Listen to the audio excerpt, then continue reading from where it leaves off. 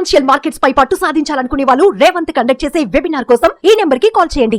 సుమన్ టీవీలో మీ business promotions కోసం ఈ కింది నెంబర్ను సంప్రదించగలరు.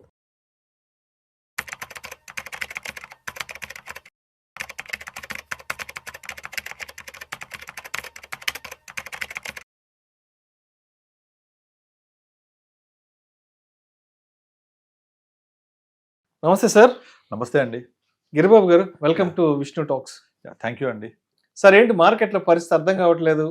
ముందుకు మాత్రం కదలట్లేదు, బట్ వెనక్కి మాత్రం చాలా ఫాస్ట్ గా కిందికి వెళ్ళిపోతున్నాయి మార్కెట్లో. అవును అవును అవును. ఆల్మోస్ట్ 74,000 వచ్చేసింది, 22,000 నిఫ్టీ వచ్చేసింది. ఎస్పెషల్లీ ఎస్ఐపి ఇన్వెస్ట్మెంట్స్ చేసే వాళ్ళు చాలా మంది ఎస్ఐపిలు ఆపేస్తున్నారు. అవునండి అవునండి అవునండి. ఇంకొంతమంది పాజ్ లో పెడదాం అనుకుంటున్నారు, ఇంకొంతమంది రిడెంప్షన్ చేసేసుకుని హ్యాపీగా డబ్బులు తీసేసుకుని గోలంతా మనకు వద్దురా బాబు అని చెప్పేసి కొంతమంది అలా సైడ్ అయిపోతున్నారు. ఏంటి ప్రస్తుతానికి ఎస్ఐపి ఇన్వెస్ట్మెంట్స్ చేసే వాళ్ళ పరిస్థితి ఏంటి? జనాల డబ్బంతా గల్లంతా అయిపోయినట్లేనా? లేదండి, అస్సలు కాదు. యాక్చువల్గా మీరు గమనిస్తే ప్రతి ఒక్క ఇన్వెస్ట్మెంట్ ప్రోడక్ట్కి ఒక నిర్దిష్టమైన రిటర్న్ రేషియో ఉంటుంది. ఫర్ ఎగ్జాంపుల్, మీరు బ్యాంక్లో ఎఫ్డి చేస్తే 6.5% వస్తుంది. ఎవరైనా బ్యాంక్ వాళ్ళు కనుక నేను 15% ఇస్తా, 12% ఇస్తాను మా బ్యాంక్లో పెట్టండి అంటే మనం డౌట్ పడాలి. బికాస్ నార్మల్ సాధారణంగా బ్యాంకు 6-7% ఇస్తుంది కాబట్టి వాళ్ళు డబల్ ఇస్తున్నారంటే ఏదో జరుగుతోంది అని మనం డౌట్ పడాలి. ఓకే, అలాగే స్టాక్ మార్కెట్లో డైరెక్ట్ ఇన్వెస్ట్ చేసే వాళ్లకు స్టాక్ని పర్ఫార్మెన్స్ బట్టి ఒక 15-18% వస్తాయి డైరెక్ట్ ఇన్వెస్టర్స్కి. కానీ మ్యూచువల్ ఫండ్స్లో అంత రావు. సేఫ్గా కన్సిస్టెంట్గా over period of time with power of compounding తోటి 12-15% వస్తాయి. ఇది సహజంగా మ్యూచువల్ ఫండ్స్ ఇచ్చే రేట్ ఆఫ్ రిటర్న్. కానీ లాస్ట్ 4 years ఏమైంది? మీరు కనుక 2005-06-07 చూస్తే మార్కెట్ 6,000 సెన్సెక్స్ 21,000 వెళ్ళింది 5-6-7లో. అంటే ఆల్మోస్ట్ 3.5 times అయిపోయింది. 8లో రెసెషన్ పుణ్యమా అని కంప్లీట్గా డౌన్ అయిపోయి ఎక్కడైతే మొదలైందో 6,000-7,000 సెన్సెక్స్ అక్కడికి పడిపోయి మళ్ళీ 20,000 సెన్సెక్స్ చూడడానికి 4-5 ఏళ్ళు పట్టింది. 2013లో కానీ చూడలే మనం 20,000 సెన్సెక్స్ 12-13లో. మళ్ళీ తర్వాత 2014లో మోడీ వచ్చినప్పుడు 24,000 ఉంది. దాని తర్వాత 2016 డిమానిటైజేషన్ అప్పుడు 29,000 నుంచి 25,000 పడిపోయింది. మళ్ళీ ఆ తర్వాత 2020లో 40,000కి వెళ్ళింది. 40 నుంచి మళ్ళీ కోవిడ్ పుణ్యమా అని 20,000కి వచ్చింది. మీరు ఈ జర్నీ గమనించండి, ఎక్కడ కూడా మార్కెట్స్ అబ్నార్మల్గా బిహేవ్ చేయలేదు 5-6-7 తప్పించి. సో ప్రతి సంవత్సరం కూడా 12-15 దాని యొక్క లక్షణం ప్రకారం ఇస్తున్నాయి. కానీ 2020 నుంచి ఏమైందంటే 2020 ఏప్రిల్లో 25,000 సెన్సెక్స్ అక్కడ నుంచి జర్నీ స్టార్ట్ అయ్యి బై 2024 సెప్టెంబర్ వరకల్లా 86,500 టచ్ అయిపోయింది. All time highs 86,000, Nifty 26,200+. అంటే ఎక్కడ 7,000 నిఫ్టీ, ఎక్కడ 25,000 సెన్సెక్స్, 25-26,000 సెన్సెక్స్, అక్కడి నుంచి 3.5 times పెరిగింది. ఈ జర్నీలో ఆల్మోస్ట్ మ్యూచువల్ ఫండ్స్లో రఫ్లీ అరౌండ్ 1 crore+ ఇన్వెస్టర్స్ ఉండేవాళ్ళు, అది 5 కోట్లు అయిపోయారు ఈ 4.5 ఏళ్లలో. అలాగే స్టాక్ మార్కెట్లో 2 కోట్ల డిమాట్లు ఉండేవి 20 కోట్ల డిమాట్లు అయిపోయాయి. అంటే ఇక్కడ ఎన్ని రెట్ల మంది ఎంత ఎక్కువగా ఇన్వెస్టర్స్ వచ్చారో గమనించండి. సో వీళ్ళందరూ కూడా కేవలం ఒక వన్ సైడ్ జర్నీ చూశారు. చాలామందికి స్టాక్ మార్కెట్ అంటే పెరుగుద్ది, స్టాక్ మార్కెట్ అంటే 30-40 ఇస్తాయి, స్మాల్ క్యాప్స్ అంటే అవి ఇక మల్టిపుల్ రిటర్న్సే. పిఎస్యూ స్టాక్ చూడండి ఒక 3-4 times పెరిగిపోయాయి. డిఫెన్స్ స్టాక్ చూడండి 5-6 times పెరిగిపోయాయి. 5-6 times అంటే 300 రెట్లు 400 రెట్లు, అంటే 300%. ఒక 20 రూపాయలది 100 రూపాయలు అయిపోవడము, 40 రూపాయలది 200 రూపాయలు అయిపోవడము, 100 రూపాయలది 500 రూపాయలు అయిపోవడం, ఇట్లా చాలా స్టాక్స్ చూసాం మనం. సో దాంతో స్టాక్ మార్కెట్లో పెడితే డబ్బులు వచ్చేస్తాయి, స్టాక్ మార్కెట్ అంటే డబ్బులు ఇచ్చేరే, స్టాక్ మార్కెట్ పడిపోద్ది అనే దాని లక్షణాన్ని మర్చిపోయారు అందరూ. సో ఇప్పుడు జరుగుతోంది చాలా సహజ పరిణామం ఇది. స్టాక్ మార్కెట్ పడుద్ది కూడా, అది మర్చిపోయారు అందరూ. అండ్ ఎంతలాగా వెళ్ళిపోయారంటే నేను కొన్ని కామెంట్స్ చూశాను, ఈ ఐపీఓస్ ఉన్నాయి కదా, ఇక కొంతమంది అయితే ఐపీఓస్ రావడం, అందులో పెట్టడం, పెరగడం, ఫస్ట్ లిస్టింగ్ డే అమ్మేయడం, ఆ డబ్బులు తీసుకోవడం, ఇది నా పాకెట్ మనీ, ఇది నా ఇది నా రెగ్యులర్ ఇన్కమ్, ఇది ఇలా చేస్తూ నేను నా జీవితం గడిపేస్తాను, ఇది నాకు ఎప్పుడు రెగ్యులర్ ఇస్తుంటుందని ఒక భ్రమలోకి వెళ్ళిపోయారు. అంటే వీళ్ళంతా మార్కెట్ ఇలాగే చూసారు, సైకిల్. ఈ సైకిల్ చూడలేదు, ఇవో జరుగుతుంది ఇప్పుడు. అది మార్కెట్ అంటేనే సిక్లికల్గా ఉంటుంది. అండ్ ఇప్పుడున్న ఈ ఎవరైతే ఇన్వెస్టర్స్ ఉన్నారో వీళ్ళంతా కోవిడ్ నుంచి వచ్చిన కోవిడ్ బ్యాచ్ అనొచ్చు మనం, మొత్తం కోవిడ్ బ్యాచ్ కదా, వీళ్ళందరూ ఇటే చూశారు, ఇగో ఇప్పుడు ఇట్లా పడుతోంది. దాంతో వాళ్ళకు మార్కెట్ ఇలా పడుతుంది అనే విషయాన్ని మర్చిపోయారు. ఒక సైకిల్ కంప్లీట్ అవ్వనివ్వండి, ఒక సైకిల్ కంప్లీట్ అయ్యి ఒక అప్ ఒక డౌన్ ఈజ్ ఈక్వల్ సైకిల్. ఈ సైకిల్ కంప్లీట్ అయితే అప్పుడు తత్వం బోధపడుద్ది, మార్కెట్ పడుద్ది కూడా అని అర్థమవుతుంది. అలా పడకుండా కంటిన్యూస్గా పెరిగితే దాంట్లో స్ట్రెంగ్త్ ఉండదు మార్కెట్లో. ప్లస్ ఏదైనా ఒక రేట్ ఉందనుకోండి, ఒక భూమి రేటో లేకపోతే ఒక వస్తువు రేటో, అది ఎంతకాలం పెరుగుద్ది? ఆ చిన్న సింపుల్ బేసిక్ ఎకనామిక్ సూత్రాన్ని మర్చిపోతున్నారు. అది ఏదైనా సరే పెరుగుట విరుగుట కొరకే, మళ్ళీ విరిగిందంటే మళ్ళీ పెరగాల్సిందే. ఇప్పుడు ఏదైనా ఒక చెడు తర్వాత ఏమైంది, మళ్ళీ మంచి వస్తుంది కదా, ఒక పడిన తర్వాత ఏమైంది, మళ్ళీ పెరుగుద్ది కదా. సో దానికి మనకు కావాల్సిన ఏంటి, కేవలం ఓపికతో ఉండాలి. నేను ఎందుకోసం పెట్టాను, నా పర్పస్ ఏంటి, నా రిక్వైర్మెంట్ ఏంటి, నా గోల్ ఏంటి. నా గోల్ 3 monthsకి ఉందా, 6 monthsకి ఉందా, ఉంటే ఇక్కడ రావద్దు అసలు. First of all 3 months, 6 months, 1 year ఉంటే mutual fund is not a right product. అలా రావాలని మ్యూచువల్ ఫండ్ డెట్ ఫండ్స్ ఉంటాయి. డెట్ ఫండ్స్ అవి కూడా లో duration, ultra short duration, liquid funds ఉంటాయి, అందులో ఇన్వెస్ట్ చేసుకోవాలి. నేను ఒక 2.5 3 years ఉంటానంటే ఈక్విటీ సేవింగ్స్ ఫండ్స్ ఉంటాయి, అందులో ఇన్వెస్ట్ చేసుకోవాలి. ఈక్విటీ పోర్షన్ చాలా తక్కువ ఉంటుంది. నేను 3+ ఉంటానంటే బ్యాలెన్స్ అడ్వాంటేజ్ ఫండ్స్ ఉంటాయి. నేను 5 years ప్లస్ ఉంటానంటే లార్జ్ క్యాప్ ఫండ్స్ ఉంటాయి. ఇంకా 7 years ప్లస్ ఉంటానంటే అప్పుడు లార్జ్ అండ్ మిడ్ క్యాప్. నేను 10 years ఉంటాను, లాంగ్ టర్మ్ ఉంటానంటే అప్పుడు స్మాల్ క్యాప్ 10 years. కానీ అదంతా మర్చిపోయి గూగుల్లో వెతకడము, ఇక పలానా ఫండ్ పేర్లు వద్దు, అవసరం లేదు, పలానా ఫండ్ ఇంత ఇచ్చింది, గత 10 years ఇంత, పలానా ఫండ్ ఇంత ఇచ్చింది అని పాస్ట్ పర్ఫార్మెన్స్ చూసేసి ఇన్వెస్ట్ చేసేస్తున్నారు.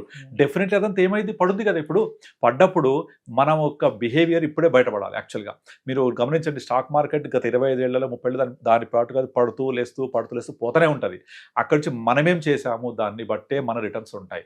అంటే మీ స్టాక్ మార్కెట్ రిటర్న్స్ అనేవి directly proportional to your behaviour. ఇప్పుడు స్టాక్ మార్కెట్లో అదొక సముద్రం అనుకుంటే, అందులో మీరు బిందెతో పోతే బిందెతో డబ్బులు వస్తాయి, చెంబుతో పోతే చెంబుతో డబ్బులు వస్తాయి, లారీ వేసుకుపోతే లారీతో డబ్బులు వస్తాయి. అది ఎంత ఇస్తుందో అంత తీసుకుంటారా, మీకు కావాల్సింది తీసుకుంటారా, డిపెండ్స్ ఆన్ యువర్ బిహేవియర్. అందరు కనుక స్టాక్ మార్కెట్ అర్థం చేసుకుని బిహేవియర్ ఉంటే ఇప్పటికి అందరూ ఇండియాలో కరోడ్పతులు ఉండేవాళ్ళు. అందరూ ఎవరు ఎఫ్డీస్ చేసేవాళ్లే కాదు, అందరు డబ్బులు వచ్చేసేటి రావు. మీరు ఇన్వెస్టర్ రిటర్న్, ఇన్వెస్ట్మెంట్ రిటర్న్ ఎప్పుడు ఒకటి ఉండదు. ఒక ఇన్వెస్ట్మెంట్ దాని పాటు రిటర్న్స్ ఇస్తూ ఉంటుంది. Investment for example Nippon growth దాదాపు 25 ఏళ్లలో మీకు 30 ఏళ్లలో 10 రూపాయలు 20 రూపాయలు అనేవి 4000 అయింది అని చూసాం. ఎంతమంది అందులో ఇన్వెస్ట్ చేశారు? Not even finger tips you can count. అంటే ఇన్వెస్ట్మెంట్ రిటర్న్ ఇచ్చింది ఎంత, కానీ ఇన్వెస్టర్ ఎంతే తీసుకుంటాడు. This is a called behaviour gap. So me behaviour పట్టే మీకు రిటర్న్స్ వస్తాయి తప్ప మార్కెట్ పట్టి మాత్రమే కాదు. మార్కెట్ దాని పాటుకు అది వెళ్తూ ఉంటుంది, పడుతూ ఉంటుంది. మీరేం దాన్ని అర్థం చేసుకున్నారు, మీ రిక్వైర్మెంట్ ఏంటి, ఆ ప్రకారంగా బిహేవ్ చేయండి, డెఫినెట్లీ వస్తాయి. ఈ బిహేవియర్ అనేది ఒక కస్టమర్ తానుగా అర్థం చేసుకోలేడు. తను కేవలం నేను పెట్టాను తగ్గిపోతున్నాయి ఆలోచిస్తాడు తప్ప నాకేం కావాలి, నాకేం ఇందులో తీసుకోవాలి, మార్కెట్ ఎంత వెళ్తోంది, మన రిక్వైర్మెంట్ ఏంటి, గోల్ ఏంటి, ఇవేవి ఆలోచించాడు. అందుకనే అడ్వైజర్ ద్వారా వెళ్ళండి అని చెప్తూ ఉంటాం. ఇప్పుడు డైరెక్ట్ ఇన్వెస్ట్ చేస్తే మీకు వచ్చేస్తాయంటే అంత ఈజీగా వస్తే బట్టి అందరూ కరోడ్పతి అయిపోతుండే కదా. అందరూ రూల్ 15 ఫాలో అయిపోయి 15 years 15,000 15% పెడితే కోటి అయిపోయింది కదా. మన అందరికి ఎందుకు రావట్లేదు? Show me 1%. చేయలేరు. అది that is called behavioural economics. ఇదంతా ఆ బిహేవియర్ బట్టి రిటర్న్స్ వస్తూ ఉంటాయి. ఇంకోటి గమనిస్తే మీరు సిప్పులు ఆపేస్తున్నారు న్యూస్ అవుతున్నామా? యాక్చువల్గా సిప్ ఆపాలా పెంచాలా? ఇప్పుడు చెప్పండి. ఇప్పుడు మార్కెట్ ఎంత ఫాల్లో ఉంది కాబట్టి యూనిట్స్ కొనుక్కోవాలి. మనం యూనిట్స్ రావాలి అంటే కంటిన్యూ చేయాలి ఎస్ఐపిని. అది మానేసి మార్కెట్ పడిపోతుంది కదా ఇప్పుడు తీసేద్దాము, మార్కెట్ పెరిగాక మళ్ళీ పెడదాం, ఎప్పుడు మారుతారు ఇంకా. సో ఇదే చేసి స్పెక్యులేషన్ మళ్ళీ. ఇప్పుడు ఎఫ్ఐఐస్ వచ్చారు, ఎఫ్ఐఆర్ వెళ్ళిపోయారు అంటే FII is a trader kind of thing. అతను ప్రపంచంలో ఎక్కడెక్కడో కంట్రీస్లో డబ్బులు కలెక్ట్ చేసుకుంటాడు, తను నచ్చిన కంట్రీలో ఎక్కడ తక్కువ ఉందో అక్కడ ఇన్వెస్ట్ చేసుకుంటాడు, తను విత్డ్రా చేసుకుంటాడు. That is their business. FII వెళ్ళిపోతే ఇండియాకి ఏం ప్రాబ్లం లేదు. అదంతా కూడా మన లోకల్ ఇన్వెస్టర్స్కి ఒక ఆపర్చునిటీ తీసుకోవాలి, మన డొమెస్టిక్ ఇన్వెస్టర్స్కి ఆపర్చునిటీ తీసుకొని వాళ్ళు ఈ మార్కెట్లో ఫాలో అవుతుంది కదా, ఎస్ ఐ గోట్ ఆపర్చునిటీ. నేను అప్పుడు 100 రూపాయలకు ఉన్న స్టాక్ ఇప్పుడు నాకు 70 రూపాయలకు వచ్చింది, కొనుక్కోవాలి. 100 రూపాయలు ఉన్న ఫండ్ అనేవి ఇవాళ 70కి వచ్చింది లేదా 80కి వచ్చింది, కొనుక్కోవాలి. ఎందుకు? మళ్ళీ పోద్దిగా, మళ్ళీ పెరగాల్సిందేగా. మనం ఎప్పుడు అర్థం చేసుకోవాలంటే మన ఇండియన్ ఎకానమీకి అంతర్లీనంగా ఒక గ్రోత్ స్టోరీ ఉంది. ఇక్కడ నుంచి నెక్స్ట్ 10 ఏళ్లలో ఇండియన్ ఎకానమీ కనీసం 3.5 trillion ఇవాళ నుంచి 10 trillion బై 2047 వరకల్లా we're aiming for more than 50 trillion economy next 25 years లో. అంటే ఇక్కడ నుంచి ఎంత గ్రోత్ ఉంది, ఆల్మోస్ట్ 20 times పెరుగుతుంది ఇక్కడ నుంచి. American economy almost 40 trillion size economy, మనం ఎంత? Not even 4 trillion, 1/10 of American economy. అంటే ఎంత గ్రోత్ స్టోరీ ఉంది మనకు. ఆ గ్రోత్ స్టోరీ పార్టిసిపేట్ చేయాలి అంటే ఇప్పుడు తగ్గితేనే కదా మనం కొనుక్కునేది. తగ్గకపోతే ఎలా కొనుక్కుంటాం? పడకుండా మీరు కొనుక్కుంటే మీకు వాల్యూ రాదు. అది లెట్ ఇట్ ఫాల్. ఇంకా ఈ 2025 ఇయర్ మొత్తం పడుతూ ఉంటే I feel very happy because my SIP is buying at low level. I'm accumulating more units. ఇలా నేను యూనిట్స్ అక్యుములేట్ చేస్తూ పోతే నా యూనిట్స్ ఎక్కువ ఉంటే రేపు పొద్దున వాల్యూ పెరిగినప్పుడు నాకు డబ్బులు ఎక్కువ వస్తాయి. అంతేగాని నేను ఇవాళ 100 రూపాయలు కొన్నాను, 105 రూపాయలు అయింది, ఓకే నాకు 5 రూపాయలు వచ్చింది, 5% పెరిగింది, హ్యాపీ. బట్ నెక్స్ట్ ఇన్స్టాల్మెంట్ నేను 105 కొంటా, అది పెరిగింది, మళ్ళీ నెక్స్ట్ ఇన్స్టాల్మెంట్ ఆ పైన కొంటా, నాకు యూనిట్స్ తగ్గిపోవట్లే. సో మనం ఆలోచించాల్సింది accumulation of units. Okay lump sum పెట్టిన వాళ్ళు కూడా మనం లంసం పెట్టా ఎస్ఐపి చేయట్లేదు అంటే తగ్గిపోయినా no worry, nothing to worry, మళ్ళీ అది పెరుగుద్ది, కొంచెం ఒక వొలటాలిటీలో తగ్గింది వాల్యూ. ఇది నోషనల్ లాస్, యాక్చువల్ లాస్ కాదు. పేపర్ మీద మాత్రం కనబడుతోంది. ఈ నోషనల్ లాస్ ని మీరు యాక్చువల్ లాస్ ఎప్పుడు చేసుకుంటే అమ్మేస్తే అమ్మొద్దు. మన గోల్ ఏంటి, దానికోసం వెయిట్ చేయండి. ఇప్పుడు క్వశ్చన్ వస్తుంది, ఏంటి నిజంగా పెరుగుద్దా మళ్ళీ మార్కెట్, మళ్ళీ వెళ్తుందా, అండ్ ఇన్వెస్ట్ చేసేప్పుడేమో or market all time high ఉంది కదా ఇప్పుడు చేయొచ్చా ఇన్వెస్ట్ చేయమంటే, ఇప్పుడు చూస్తేనేమో పడిపోయింది కదా మళ్ళీ పెరుగుద్దా అంటే డెఫినెట్లీ పెరుగుద్ది. మనం ఎక్కడ ఇన్వెస్ట్ చేస్తున్నాము, Indian stock market. What is Indian stock market? It's a combination of all stocks, అంటే కంపెనీస్. ఇవన్నీ ఏంటి, ఏదో ఒక ప్రోడక్టో ఏదో ఒక సర్వీసో జనరేట్ చేస్తూ ఉంటాయి. ఎనీ కంపెనీ ఓనర్ నా కంపెనీ బిజినెస్ పెరగొద్దని ఆలోచిస్తాడా? పెరగడానికే ప్రయత్నం చేస్తాడు, పెంచడానికి ప్రయత్నం చేస్తాడు. సో ప్రతి ఒక్క కంపెనీ గ్రోత్ అయితేనే ఉంటుంది, కానీ పడుతూ లేస్తూ. ఎవరు లీనియర్గా ఇలా వెళ్ళరు, ఇలా వెళ్ళరు. కనుక ఆ కంపెనీ ఇచ్చే సర్వీసో ప్రోడక్ట్ ఎవరి కోసం, మనుషుల కోసం, మన కోసమే.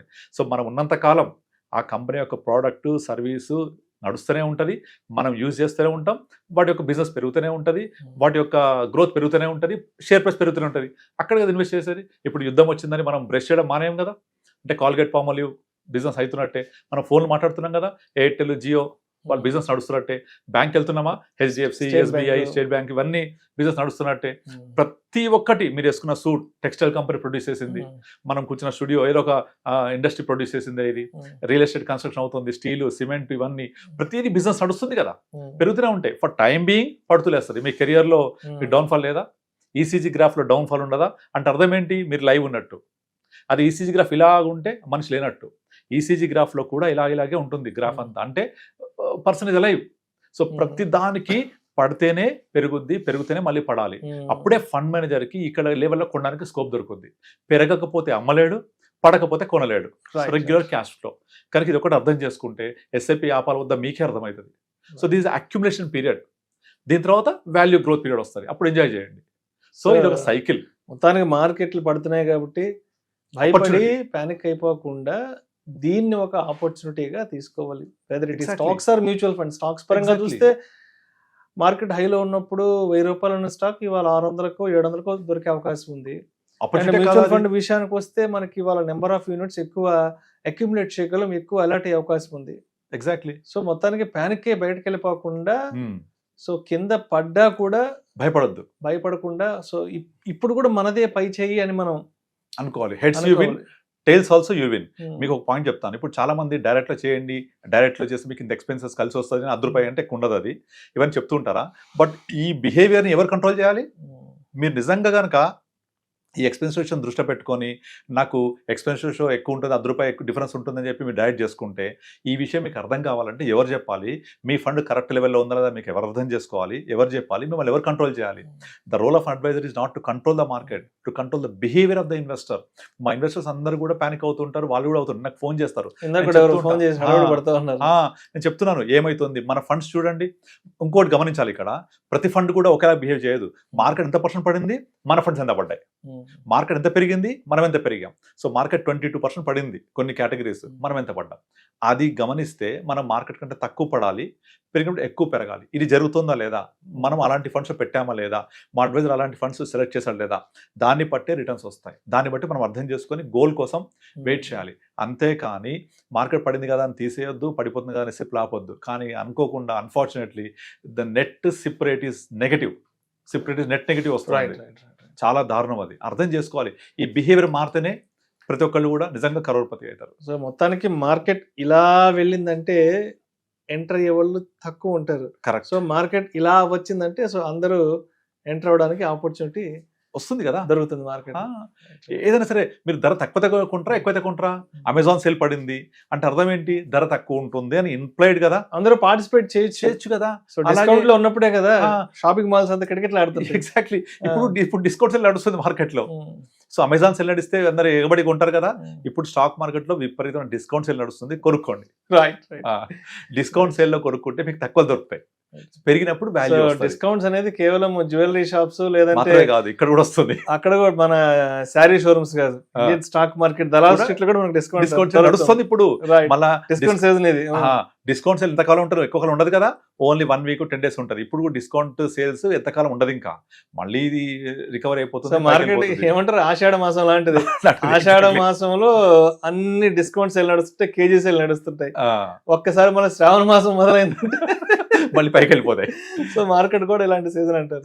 సేల్స్ నడుస్తుంది. Sales. నిజంగా దమ్ముండి గట్స్ ఉంటే మీ గోల్ కనుక ఒక 5 years 10 years ఉంటే this is the best opportunity. ఆషాఢం వచ్చినప్పుడు శ్రావణంలో కోసం కొనుక్కుంటాం కదా ఇప్పుడే ముందే పెళ్లిల కోసం ధర తక్కువ ఉంటుందని, అలాగే ఇప్పుడు ఆషాఢం సేల్ నడుస్తోంది ఇక్కడ. Right. Thank you sir. Thank you so much Giribabu garu. Thank you అండి.